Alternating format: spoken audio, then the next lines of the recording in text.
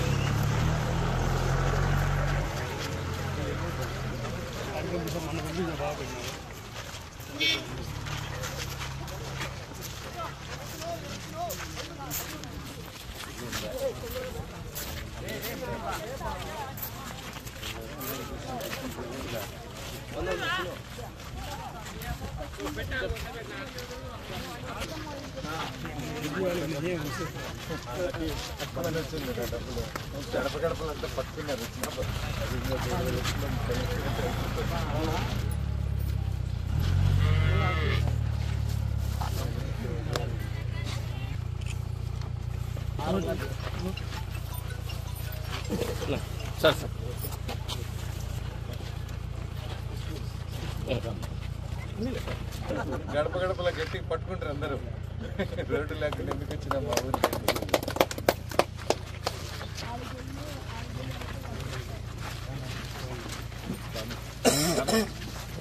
బాగున్నారా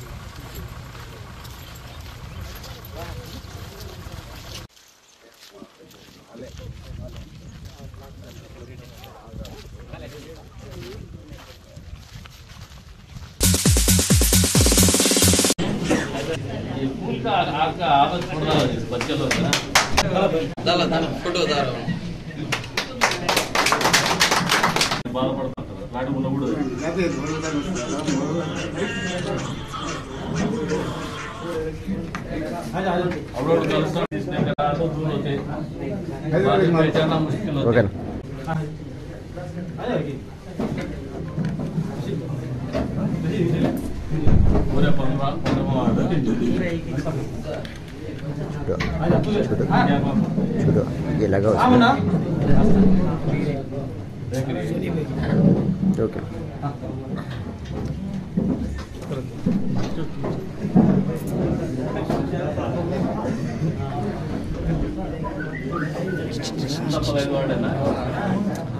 बच्चे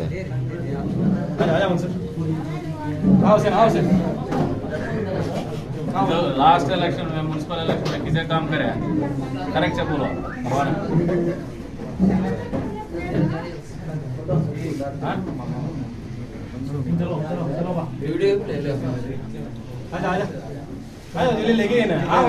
एक चलो चलो माँ नया वोटा वर्जिन वोट्स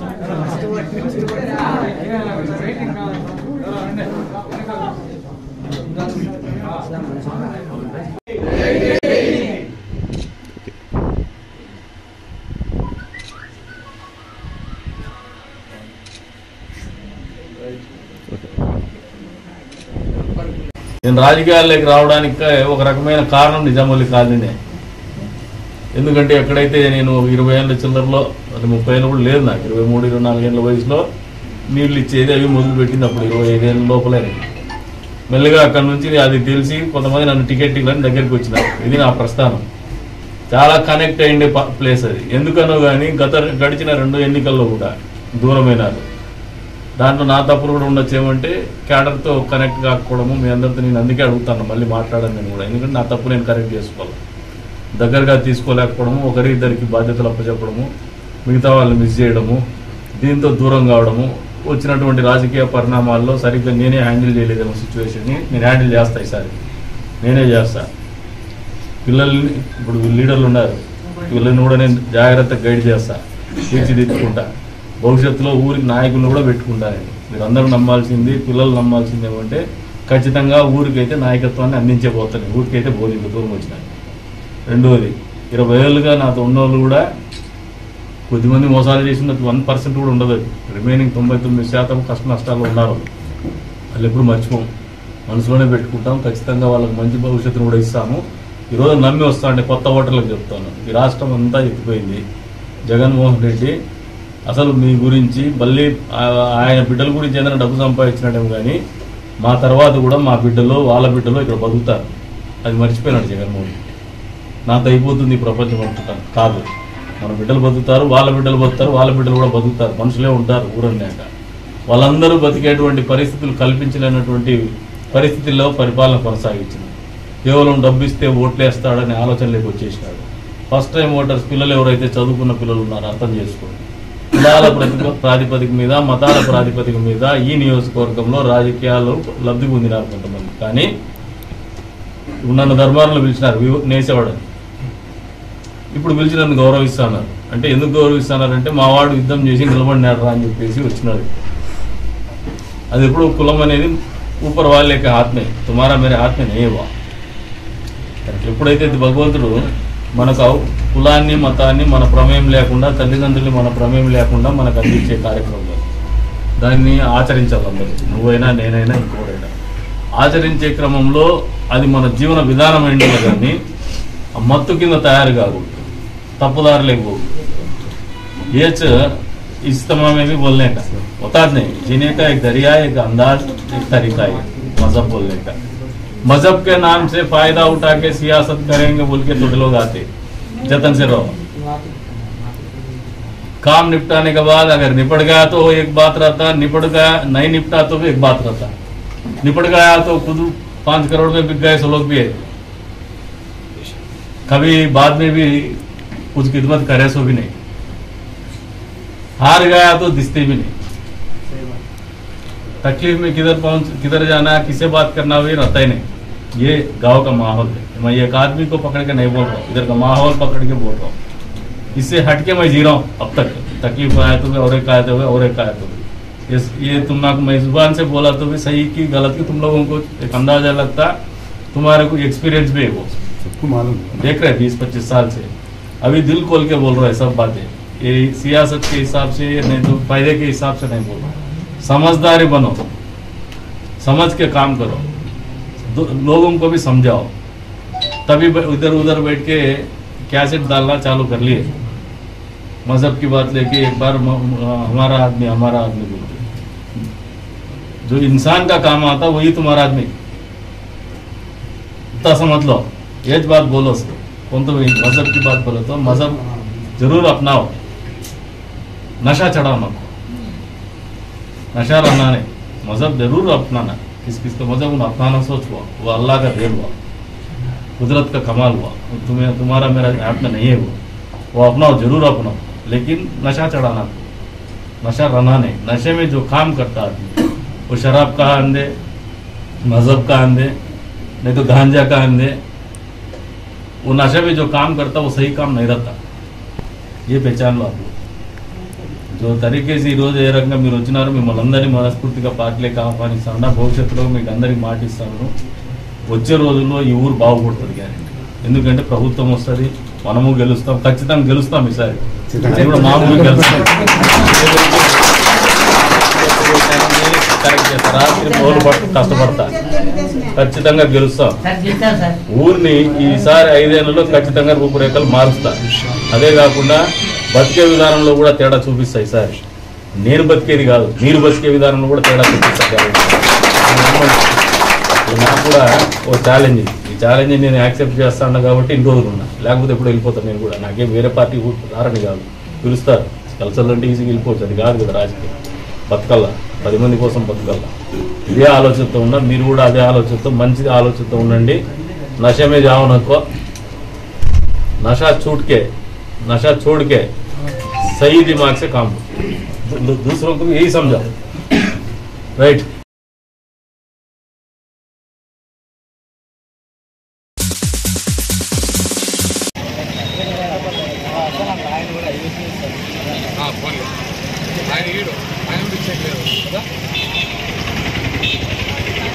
మున్సిపల్ కార్మికులు 16 రోజుల నుండి సమ్మె చేయడం జరిగింది.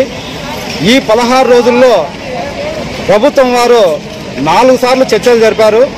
3 సార్లు విఫలమైనప్పటికీ 4వసారి మాకు రావాల్సినటువంటి జీతము, హెల్త్ అలవెన్స్ కలిపి ఒకే బిల్లు పెడతామని చెప్పారు. అందుకు సిఐటియుగా మా వారు ఒప్పుకోవడం లేదు. కాబట్టి ఇంకా తొందరగా చర్చలు జరిపి అదనంగా మాకు ఇంకా జీతం, మా వేతనాలు పెంచాలని కోరుకుంటున్నాము. అంతేకాకుండా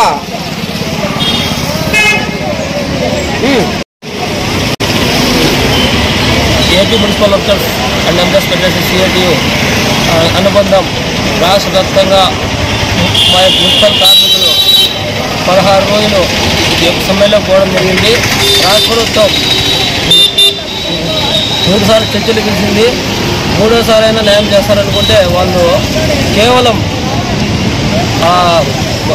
మీకు జీతం 15,000, అది 6,000 రూపాయలు ఇస్తాము, అది కల్పిస్తామని చెప్పారు తప్ప అంతకుమించి న్యాయం ఏం జరగలేదు.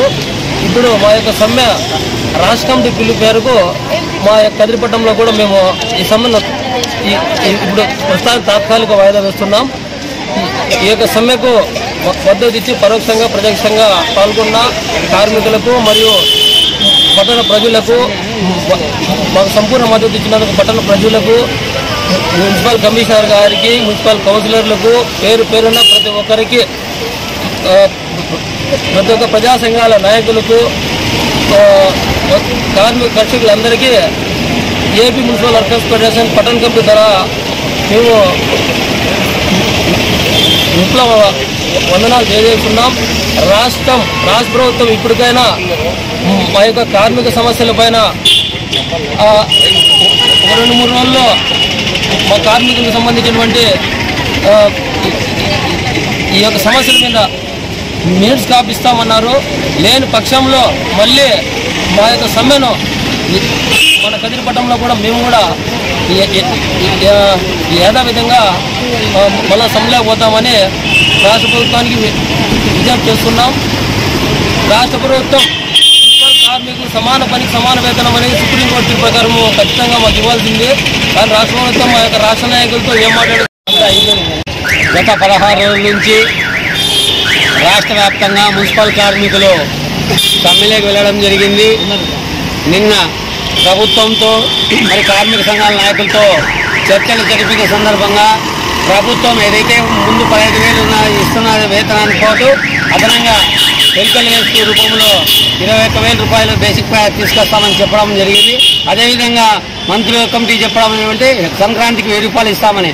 మేమైతే ముందు నుంచి కోరుతున్నది ఏమంటే కానీ సమాన పనికి సమాన వేతనం ఇవ్వాలని ప్రభుత్వానికి ఇన్ని రోజుల నుంచి ఆందోళన చేస్తుంటే పట్టించుకోక ఈరోజు 1,000 రూపాయలు మాత్రమే ఇస్తామంటే కార్మికుల్లో పొట్టగొట్టడమే అవుతుంది. కాబట్టి ఏదైతే మీరు చెప్పినటువంటి మంత్రుల కమిటీలో చెప్పినటువంటి ఆ జీవోలు వెంటనే ఇవ్వాలా.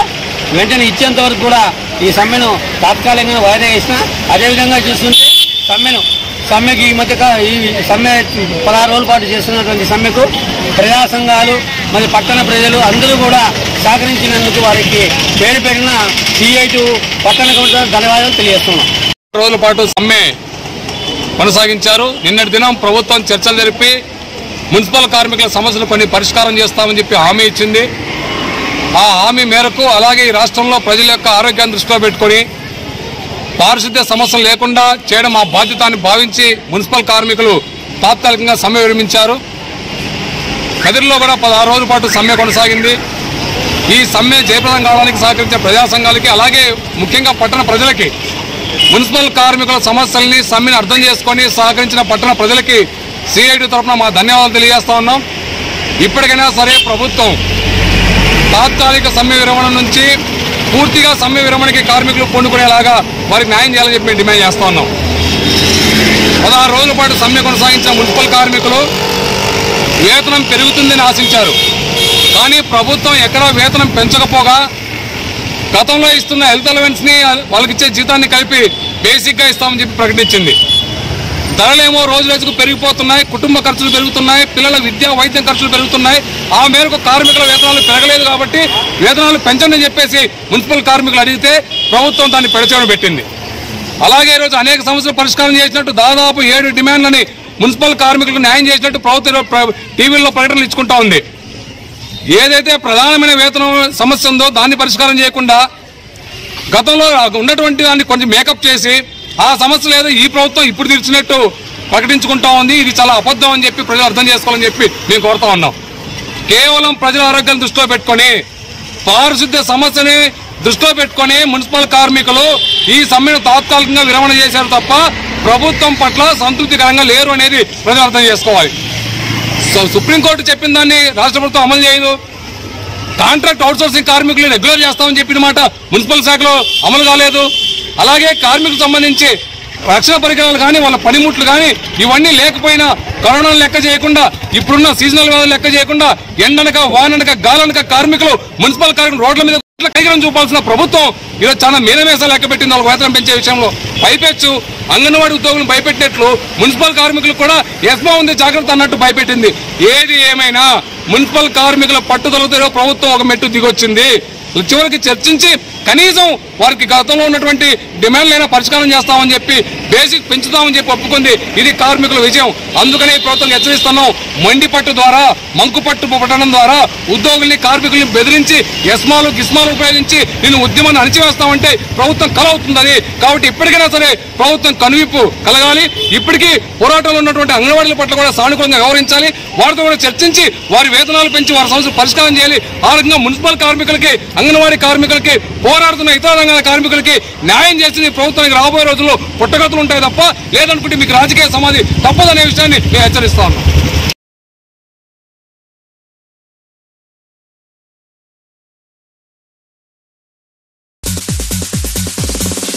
యువజన దినోత్సవ శుభాకాంక్షలు.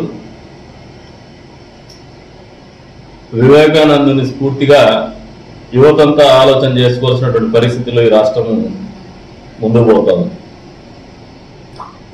ఎందుకు చెప్తున్నానంటే ఈ మాట, ఈ రోజున మా బీసీలు, మా ఎస్సీలు, మా ఎస్టీలు అని మాట్లాడేటువంటి ముఖ్యమంత్రి జగన్మోహన్ రెడ్డి గారు ఎన్నికల సమయం దగ్గరకు వచ్చేసరికి అసలు స్వరూపము బయటపడుతూ ఉంది. అభ్యర్థుల ఎంపికలు ఈ రోజున నమ్ముకున్నటువంటి నాయకులందరినీ కూడా నట్టేట ముంచినటువంటి పాపం జగన్మోహన్ రెడ్డికి జరుగుతూ ఉంది.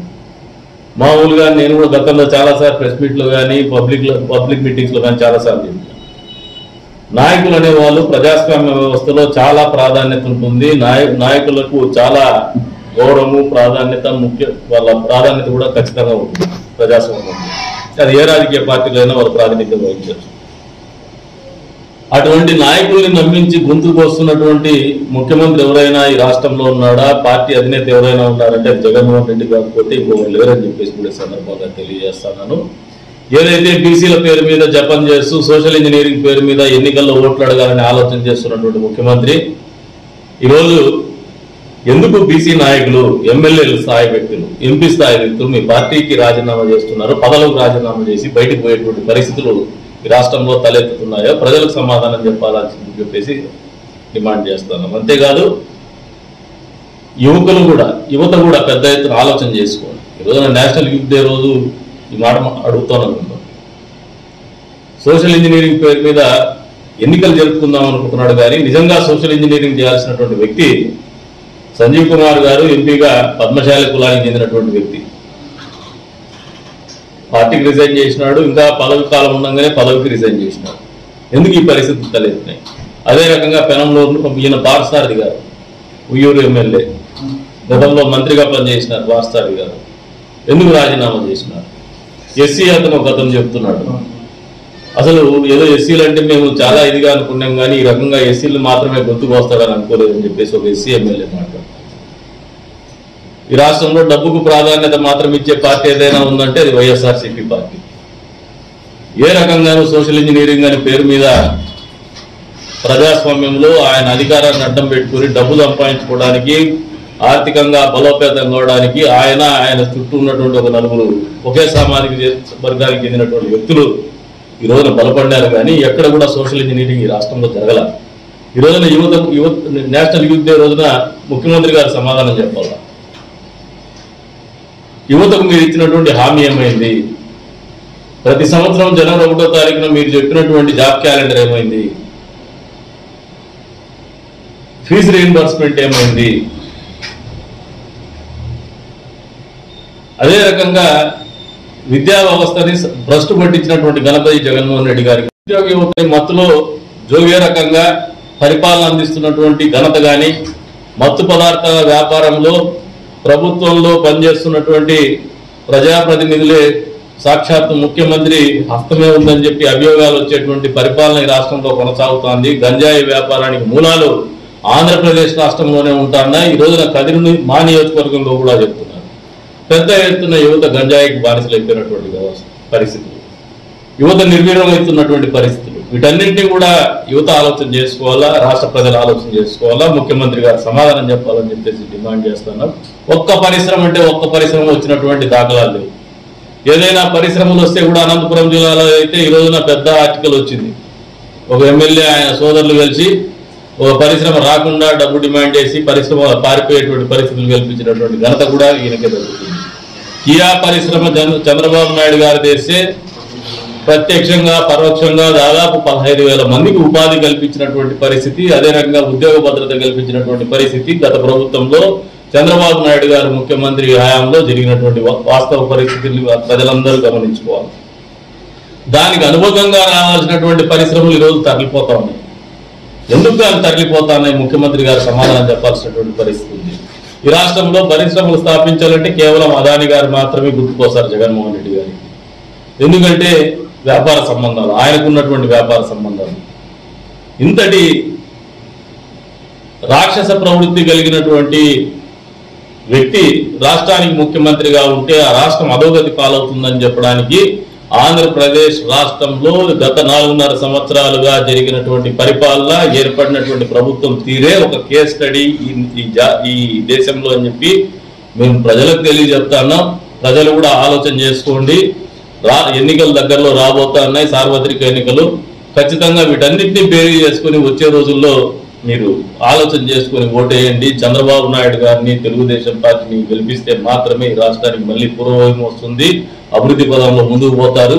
యువతకు కూడా ఉద్యోగ అవకాశాలు కానీ ఉపాధి అవకాశాలు కల్పించేటువంటి పరిస్థితులు ఉంటాయి రాష్ట్రంలో అని చెప్పేసి కూడా తెలియజేసుకుంటూ, ఈ రోజున ఏదైతే సోషల్ ఇంజనీరింగ్ పేరు మీద ఎస్సీ, ఎస్టీ, బీసీ వర్గాలకు చెందినటువంటి నాయకుల గొంతుకు వస్తున్నటువంటి వాస్తవ పరిస్థితులకి ముఖ్యమంత్రి ప్రజాక్షేత్రంలో ఖచ్చితంగా ప్రజలకు సమాధానం చెప్పాల్సినటువంటి పరిస్థితి ఉంటుంది. ఖచ్చితంగా ప్రజాక్షేత్రంలో ప్రజలు కూడా బుద్ధి చెప్పడానికి, తీర్పు చెప్పడానికి బీసీ, ఎస్టీ, మైనారిటీ వర్గాలు సంసిద్ధంగా ఉన్నాయని చెప్పేసి కూడా తెలియజేస్తున్నాం. అంతేకాకుండా ఆయన సామాజిక వర్గంలో కూడా పాపం చిన్న సైజు ఎవరన్నా లెగసీ లేకుండా వచ్చినటువంటి అభ్యర్థులు కానీ నాయకులు కానీ ఎవరైనా ఉంటే, ఇప్పుడు కదిరి నాయకుడిని తీసుకోండి, కదిరి సిట్టింగ్ ఎమ్మెల్యే, ఆయన కూడా గొంతు వచ్చేసినాడు. కష్టపడి పైకి వచ్చినటువంటి వ్యక్తి కూడా గొంతు వచ్చేసినాడు. ఎవరిని స్పేర్ చేయడం లేదు. అసలు ఆయనకు డబ్బు తప్పితే వేరే ప్రాధాన్యత లేదు. ఎక్కడ మనుషులకు విలువ లేదు, నాయకులకు విలువ లేదు. ఇటువంటి పార్టీ అవసరమా అని చెప్పేసి వైఎస్ఆర్సీపీ పార్టీకి చెందినటువంటి నాయకులు, కార్యకర్తలు కూడా ఆలోచన చేసుకోమంటారు. ఎన్నికలు వస్తున్నాయి, అవకాశాలు ఎత్తుక్కుందాం, లేదంటే మంచి పార్టీలో సభ్యత్వం తీసుకుందాం, మంచి పార్టీని బలపరుద్దాం, మంచి నాయకత్వాన్ని బలపరుద్దాం, మేము కూడా నాయకులుగా ఎదుగుదాం, మేము కూడా వచ్చే ప్రభుత్వంలో భాగస్వాములు అవుదాం, పరిపాలనలో భాగస్వాములు అవుదాం, అంతేకాకుండా ప్రజలకు మంచి చేద్దామనే ఆలోచనతో వైసీపీ పార్టీలో నుంచి వీడి తెలుగుదేశం పార్టీలోకి వస్తున్నటువంటి పరిస్థితుల్ని భయపడిపోతున్నటువంటి అధికార పార్టీ అధికార దర్పాన్ని చూపిస్తూ అధికారాన్ని దుర్వినియోగం చేస్తూ వాళ్లకు చెందినటువంటి సంస్థల మీద దాడులు చేయడం అనేది హేయమైన చర్య, నీచమైన చర్య. ఇటువంటి చర్యలకు భయపడేటువంటి వ్యక్తులు ఎక్కడ కూడా సమాజంలో లేరు. అందరికీ ఒకటే చెప్తున్నాం, మీరు నమ్మి రండి. మహా అంటే ఇంకొక 20 రోజులో, నెల రోజులో, నెలన్నర రోజులో వీళ్ళు ఇవన్నీ చేయగలుగుతారు. వచ్చేది తెలుగుదేశం ప్రభుత్వమే, గెలిచేది తెలుగుదేశం పార్టీనే. ఈ నియోజకవర్గంలో కూడా తెలుగుదేశం పార్టీ బ్రహ్మాండమైనటువంటి మెజారిటీతో గెలవబోతున్నాం. అన్ని రకాలుగా మీకు అండగా ఉంటాం. ఈ రోజున మమ్మల్ని నమ్మి వచ్చిన వాళ్ళ కోసం తెలుగుదేశం పార్టీ యావత్తు కూడా అండగా నిలుస్తుంది. అన్ని రకాలైనటువంటి అక్రమాలకు వ్యతిరేకంగా పోరాడతాం. వచ్చే రోజుల్లో మిమ్మల్ని నిలబెట్టుకుంటాం.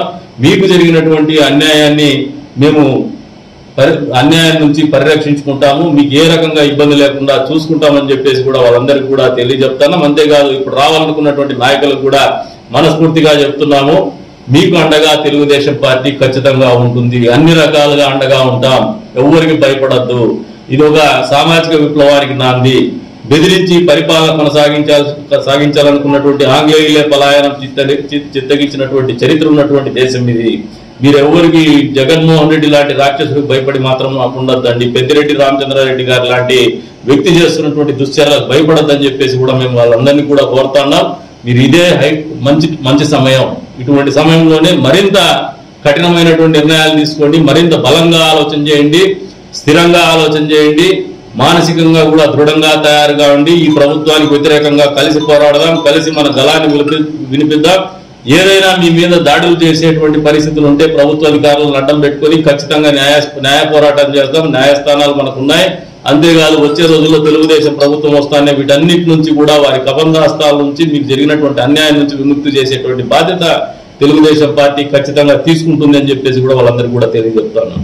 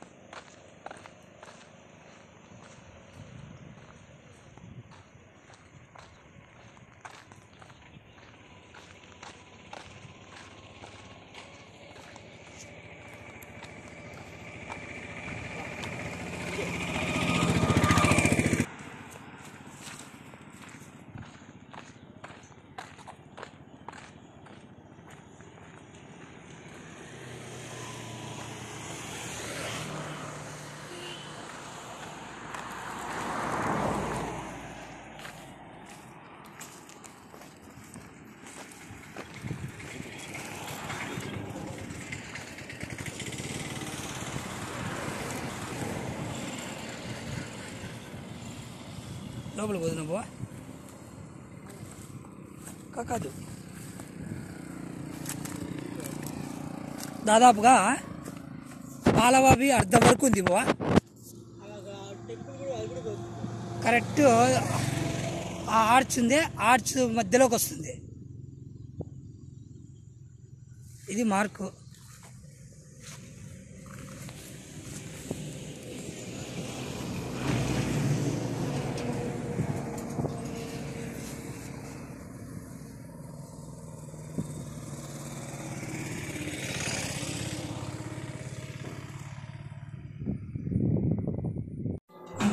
ఒక కుళాయి బావి దువ్వించింది. స్వామివారికి సంబంధించినటువంటి తీర్థాలలో క్షీరతీర్థం కూడా ప్రధానమైంది. ఎందుకు ఉంటుంది దీని నుంచి 5 కిలోమీటర్స్ బెంగళూరు రోడ్డు.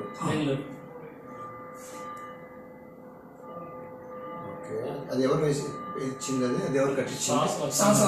సాసాల చిన్నమ్మ. అది ఒక భక్తులు నరసింహస్వామికి పరమ భక్తులు. Okay okay. క్షీరతీర్థం ఉంది. ఓకే. ఆ తీర్థం ఇప్పుడు ఏమైందంటే రోడ్డు విస్తరణ క్రమంలో ఇప్పుడు మన మార్కింగ్ ఎక్కడికి వేసారంటే తీర్థానికి సగభాగం వేసారు. తీర్థం సగం పోతుంది. వాళ్ళు వేసిన మార్కింగ్ ప్రకారం. ఓకే. ఇంకా పోలేదు. ఏం రోడ్డు మార్కింగ్? అది రోడ్డు విస్తరణ. అది state highway, national highway? National highway. Okay. ఓకేనా. ఇది ఏమైందంటే ఆ రోడ్డు విస్తరణ క్రమంలో ఒకసారి మన స్వామివారితో కనిపిన అప్పుడు పట్టెం గురుప్రసాద్ సార్ స్వామివారితో మాట్లాడితే అది కదిలించేకి లేదండి, దేని దాన్ని ముట్టుకునే కాదు మేము, ఎందుకంటే కదిలి మార్చుకోండి.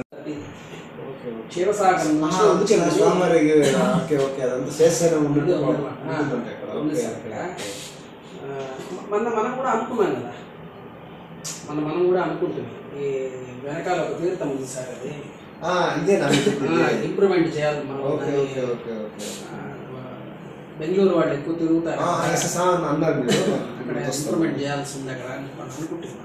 అదే అలిమెంట్ పోతుందంటే వచ్చేది వీళ్ళు మార్కింగ్ చేసుకున్నారంట, సగం తీర్థం పెట్టిట్టుందంట. అందుకని ఒకసారి మనం వాళ్ళతో మాట్లాడాల్సి అలిమెంట్ మార్చుకోమని చూద్దాం.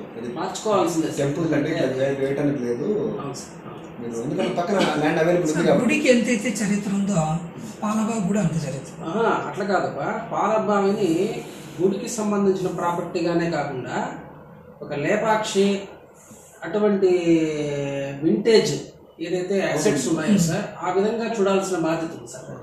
దానికి ఆర్చ్ కూడా ఉంది, ఆర్చ్ ఉండి మన ఆర్చ్ ఎట్లా చూపిస్తున్నారు అంటే స్టోన్ ఆర్చ్ గుడి ముందర ఆర్చ్ ఉంది కదా సార్, స్టోన్ తో ఉంది కదా, అది విజయనగర రాజుల యొక్క విజయ స్తూపాలు అన్నమాట.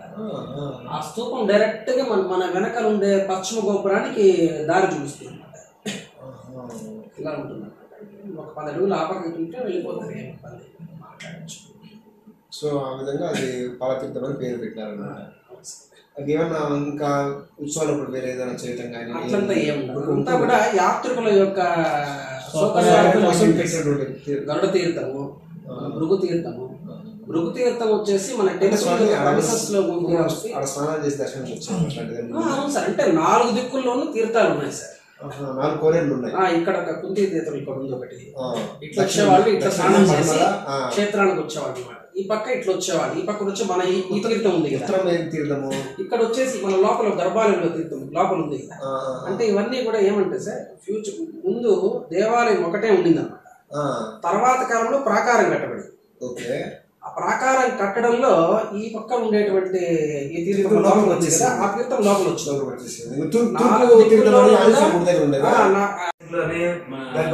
సర్వే నెంబరు ఏమి లేదు. మరి మన ఎవరికి మన కాంపిటీషన్ కానీ బోర్డు కానీ ఎవరు రిప్రజెంట్ చేయాలి అట్లా అదే అదే అడుగుతున్నాను నేను. ప్రాపర్టీ లిస్టులో ఏం లేదు. ఉంది దేవస్థానం ఉంది, అంటే దాని పక్కన పొలం ఏమి ఉందా మంది వేరే ఏమీ లేదు అసలు. ఇంకా అని ఎందుకు అడుగుతున్నానంటే పొలం కింద ఉంటే దాంట్లో కలిపేసుకొని కూడా మనకు ఉంటుంది. ఓకే, మీకు తెలిసి ఎంత అండి? 25 సెంట్లు చూడు. మొత్తం దాంట్లో 25 సెంట్లు కానీ ఒక 50 సెంట్లు కానీ 10 సెంట్లు కానీ ఏదన్నా ఒక ఐటమ్ ఏదైనా ఉందేమో చూడు. ఒకసారి నాకు చూసి చెప్పి ఇప్పుడే మనము హైవే అథారిటీ వరకు రిప్రజెంట్ లెటర్ పెడతాము, ఎందుకంటే వాళ్ళే నిర్ణయం తీసుకోవాల్సింది. ఇంకోటి సార్, ఇలాగే కాదు, కదిరి లక్ష్మీ నరసింహస్వామికి సంబంధించినటువంటి ఎన్నైతే తీర్థాలు ఉన్నాయో ఇక్కడ పుట్టిన ప్రతి ఒక్క వ్యక్తికి తెలుసు. ఇవి ఈరోజు వార్తలు. తిరిగి రేపటి వార్తల్లో కలుసుకుందాం. సెలవు, నమస్కారం.